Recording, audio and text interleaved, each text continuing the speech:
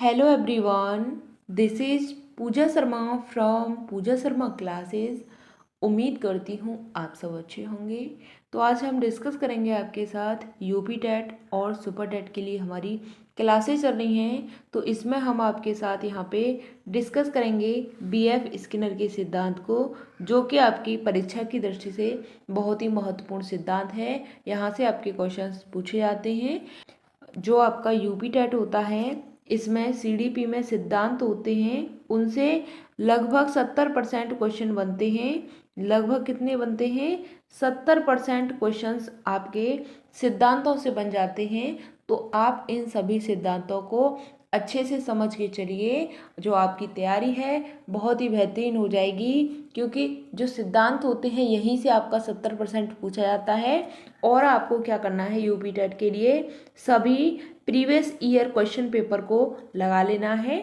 आपको वीडियो पसंद आती है तो वीडियो को लाइक कर देना, और चैनल को सब्सक्राइब नहीं किया है तो चैनल को सब्सक्राइब जरूर कर लेना। चलिए समझते हैं बीएफ स्किनर के बारे में यहाँ पे, कि जो बीएफ स्किनर हैं आपके कौन हैं। बीएफ स्किनर के बारे में हम यहाँ पे बात करते हैं। तो बीएफ स्किनर के इस सिद्धांत को हम क्या बोलते हैं? क्रिया प्रसूत का नियम बोलते हैं। बहुत ही महत्वपूर्ण हो जाता है। इनके सिद्धांत को हम क्या कहते हैं? क्रिया प्रसूत का नियम कहते हैं। आपको ध्यान रखना है, बीएफ स्किनर के सिद्धांत को हम क्या कहते हैं? क्रिया प्रसूत का नियम कहते हैं। आगे बात करते हैं, बीएफ स्किनर ने प्रयोग किस पर किया था? तो इन्होंने प्रयोग किया था चूहों पर। चूहों पर बीएफ स्किनर ने प्रयोग किया था। और किस पर किया था? कबूतर पर इन्होंने प्रयोग किया था। यहाँ तक बात क्लियर। बीएफ स्किनर के सिद्धांत को अन्य नाम से जानते हैं, जिसका नाम है आपका क्रिया प्रसूत का सिद्धांत। बीएफ स्किनर ने प्रयोग किस पर किया था? तो इन्होंने प्रयोग चूहों पर किया था और कबूतर पर किया था। थांडाइक की मैं बात करूं यहाँ पे, तो उन्होंने प्रयोग किस पर किया था? थांडाइक ने प्रयोग बिल्ली पर किया था। ठीक। और जो आपकी स्किनर हैं, इन्होंने किस पर प्रयोग किया है? तो चूहों पर और कबूतर पर इन्होंने प्रयोग किया है। यहाँ तक बात क्लियर। चलिए आगे बढ़ते हैं। अब हम यहाँ पे बात करते हैं कि जो क्रिया प्रसूत अनुबंधन का सिद्धांत है, कौन सा सिद्धांत? क्रिया प्रसूत अनुबंधन का सिद्धांत है। इसको हम क्या बोलते हैं? इसको ही हम आर टाइप की थ्योरी बोलते हैं। कौन सी थ्योरी बोलते हैं? आर टाइप की थ्योरी बोलते हैं। आपको ध्यान रखना है, जो आपकी आर टाइप की थ्योरी है किसने दी है? तो यह आपकी स्किनर ने दी है। आर टाइप की थ्योरी किसने दी है? स्किनर ने दी है। यह बात आपको यहाँ पे ध्यान रखनी है।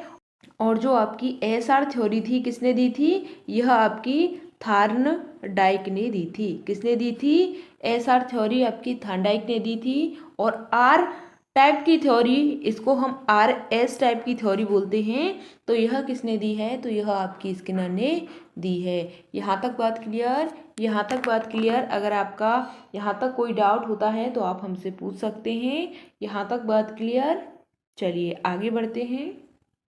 अब हम यहाँ पे बात करते हैं कि जो चूहा है आपका, चूहा है आपका क्या हो जाता है? चूहा आपका अनुक्रिया करता हो जाता है। चूहा कौन है आपका? यहाँ पे अनुक्रिया करता होता है। चूहा क्या करेगा? अपनी अपनी क्रियाएं करेगा। यहाँ पे हम बात करते हैं भोजन की, तो भोजन क्या है आपका? यहाँ पे पुनर्वनन हो जाता है, रिस्पॉन्स यह हो जाता है।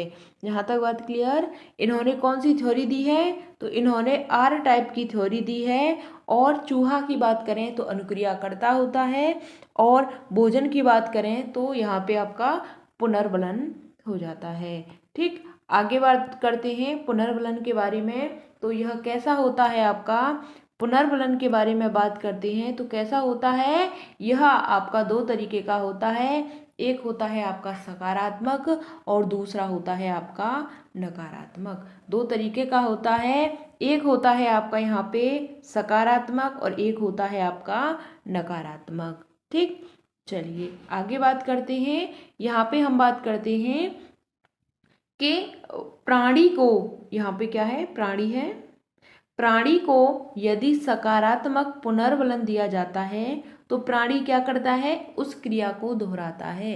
यानी बच्चे ने कोई भी काम किया और वह अच्छे तरीके से हो गया तो बच्चा उस काम को दोबारा और अच्छे से करेगा। यह चीज़ आपको यहाँ पे बताई गई है कि प्राणी यदि किसी काम को सकारात्मक उसमें पुनर्बलन दिया जाता है तो प्राणी क्रिया को क्या करता है, दोहराता है, दोबारा से उसको करता है। आगे बात करते हैं, प्राणी कार्य करेगा तभी दोबारा क्या होगा, रिजल्ट अच्छा आएगा। प्राणी कार्य करेगा तभी क्या आएगा, रिजल्ट अच्छा आएगा।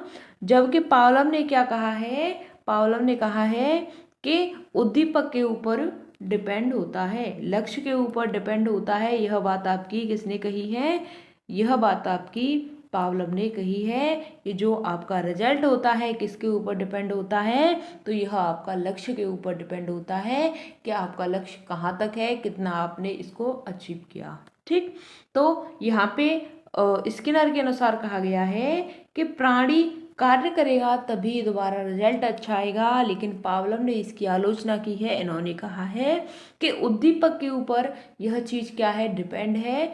ठीक, चलिए आगे बढ़ते हैं। अब बात करते हैं यहाँ पे स्किनर की। तो स्किनर ने क्या कहा है कि चूहा क्या था, भूखा था, लीवर पर हाथ पड़ा, खाना मिला और उसने अपने रिजल्ट को प्राप्त कर लिया। ठीक, स्किनर ने कहा था यहाँ पे कि चूहा क्या है, पिंजरे में बंद है, भूखा है और लीवर पर हाथ मारेगा तो उसको खाना मिल जाएगा, यानी वह खुल जाएगा तो वहाँ पे उसको खाना मिल जाएगा और वह अपने रिजल्ट को प्राप्त कर लेगा। ठीक, इसी तरीके से वहाँ पे थार्नडाइक के सिद्धांत में भी यही होता था कि बिल्ली पिंजरे में बंद थी, उसके सामने मृत मछली को रख दिया और जो बिल्ली है वह उसमें क्या करेगी, अपनी अनुक्रिया करेगी, क्रिया करेगी। उसका लक्ष्य क्या हो जाता है, उसका लक्ष्य हो जाता है मृत मछली को प्राप्त करना। और जब उस पिंजरे में वह कूदती है, फुदकती है, तो उसका अचानक ही पैर है लीवर पर पड़ जाता है और उसका जो पिंजरे का गेट है वह खुल जाता है और वह मृत मछली को प्राप्त कर लेती है। यही चीज़ आपकी यहाँ पे भी बताई है कि चूहा भूखा था, लीवर पर हाथ पड़ा, खाना मिला और उसने अपने रिजल्ट को प्राप्त कर लिया। रिजल्ट क्या था उसका, उसको चूहा भूखा था तो उसको खाना चाहिए था, यही उसका यहाँ पे रिजल्ट निकल के आता है।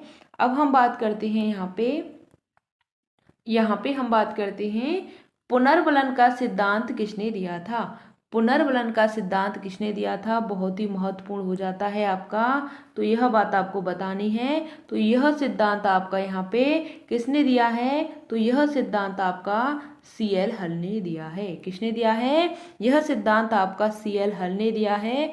कौन सा सिद्धांत, पुनर्बलन का सिद्धांत। लास्ट ईयर आपका यहाँ से क्वेश्चन बना था, पूछा भी गया था कि जो पुनर्बलन का सिद्धांत है किसने दिया है, तो यह आपका CL हल ने दिया है। यहाँ तक बात क्लियर। अब हम यहाँ पे बात करते हैं कि पुनर्बलन को महत्व किसने दिया है। महत्व के बारे में बात करते हैं तो महत्व आपका स्किनर ने दिया है। महत्व की बात करें तो स्किनर ने दिया है और हम सिद्धांत की बात करें तो सिद्धांत आपका CL हल ने दिया है। यहाँ तक बात क्लियर।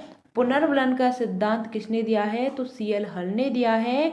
पुनर्बलन को महत्व किसने दिया है, तो इसका महत्व स्किनर ने दिया है। आगे बढ़ते हैं। अब हम यहाँ पे बात करते हैं स्किनर के बारे में। यहाँ पे हम बात करते हैं स्किनर के बारे में। तो इन्होंने कहा है कि प्राणी सही क्रिया कर रहा है तो उसको क्या दिया जाना चाहिए, तो उसको तुरंत पुनर्बलन दिया जाना चाहिए। प्राणी अगर सही कार्य कर रहा है तो उसको क्या दिया जाना चाहिए, तुरंत ही उसको पुनर्बलन दिया जाना चाहिए। यह बात किसने कही है, तो यह बात आपकी यहाँ पे स्किनर ने कही है। यहाँ तक बात क्लियर। इसमें क्या कहा गया है कि उद्दीपक यानी कि लक्ष्य, उद्दीपक का मतलब होता है आपका लक्ष्य होता है, उद्दीपक का मतलब लक्ष्य होता है, यानी लक्ष्य की जरूरत नहीं होती। तो और यहाँ पे पावलोव ने क्या की है, इनकी आलोचना की है। किसकी आलोचना की है, तो स्किनर की आलोचना की है। यहाँ पे कहा गया है कि प्राणी सही क्रिया कर रहा है तो उसको तुरंत पुनर्बलन दिया जाना चाहिए। यहाँ पे पावलोव ने स्किनर की आलोचना की है कि जो आपका लक्ष्य होता है उसकी यहाँ पे ज़रूरत नहीं होती है। यह बात किसने कही है, पावलोव ने कही है। और आलोचना किसकी की है, तो स्किनर की आलोचना यहाँ पे की है। अब हम बात करते हैं यहाँ पे कि जो शिक्षण है, शिक्षण पुनर्वलन की आवश्यकताओं का क्रम है। शिक्षण क्या है? पुनर्वलन की आवश्यकताओं का क्रम है। यह बात किसने कही है? तो यह बात आपकी यहाँ पे BF स्किनर ने कही है कि क्या है यह शिक्षण है आपका, शिक्षण है वह पुनर्वलन की आवश्यकताओं का क्रम है। यह कथन किसका है? BF स्किनर का है। यह कथन आपसे कई बार पूछा जा चुका है, तो आपको यह सिद्धांत समझ में आ गया होगा, ऐसी मैं आपसे उम्मीद करती हूँ। इससे आगे की नेक्स्ट वीडियो में हम पढ़ेंगे कोहलर के सिद्धांत को। ठीक, कोहलर के सिद्धांत को हम पढ़ेंगे।